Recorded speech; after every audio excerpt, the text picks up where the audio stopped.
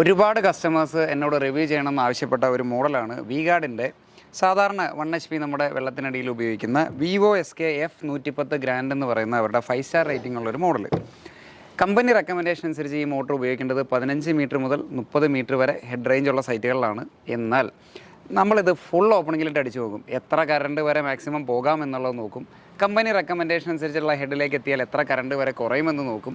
Average ഈ മോഡലിന് പറയുന്ന 25 മീറ്ററിൽ ഏകദേശം 6000 ലിറ്ററിനടുത്ത് വെള്ളത്തിൻ്റെ അളവ് ഇതിന് കിട്ടുന്നുണ്ടോ എന്ന് നോക്കും. അങ്ങനെ കുറച്ച് ഡീറ്റെയിൽ നമുക്കൊന്ന് വെള്ളത്തിലിട്ട് പ്രാക്ടിക്കലായിട്ട് ടെസ്റ്റ് ചെയ്ത് നമുക്കൊന്ന് ചെക്ക് ചെയ്ത് നോക്കാം.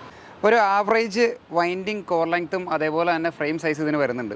ഇതിനേക്കാൾ ഹെവി ആയിട്ടുള്ള മോഡലുകൾ വി-ഗാർഡിൽ തന്നെയുണ്ട്. എന്നാൽ ഒരു 10,000 രൂപ താഴെ ബഡ്ജറ്റ് റേഞ്ചിൽ 5 സ്റ്റാർ റേറ്റിംഗ് ഉള്ള ഒരു ബ്രാൻഡഡ് പമ്പ് എന്നുള്ളൊരു സെഗ്മെൻറ്റിലേക്ക് നമുക്ക് ഇതിനെ പെടുത്താൻ പറ്റും. ഇനി നമുക്ക് ഇതിൻ്റെ പെർഫോമൻസ് നോക്കാം. കമ്പനി പറയുന്ന മിനിമം ഹെഡ് 15 മീറ്റർ. നമുക്ക് ആദ്യം ഇതൊരു ഫുൾ ഓപ്പണിങ്ങിൽ മാക്സിമം ലോഡിലൊന്ന് വർക്ക് ചെയ്ത് നോക്കാം. ഇതാണ് ഈ പമ്പിൻ്റെ ഫുൾ ഓപ്പണിങ്ങിലുള്ള പെർഫോമൻസ്.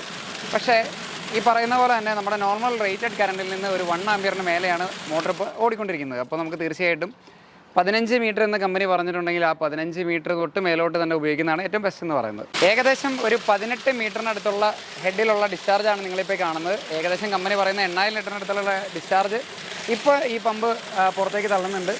ഈ സമയത്ത് എടുക്കുന്ന കറണ്ട് എന്ന് പറഞ്ഞു കഴിഞ്ഞാൽ 8.9 ആമ്പിയറിനടുത്താണ് ഇപ്പോൾ എടുക്കുന്ന കറണ്ട്. അതായത് നമ്മുടെ നോർമലി നെയിം പ്ലേറ്റിൽ കൊടുത്തിരിക്കുന്ന ആമ്പിയറിൽ നിന്ന് ഇപ്പോൾ 8.8 8.7 റേഞ്ചിലാണ് ഇപ്പോൾ മോട്ടോർ ഓടിക്കൊണ്ടിരിക്കുന്നത്.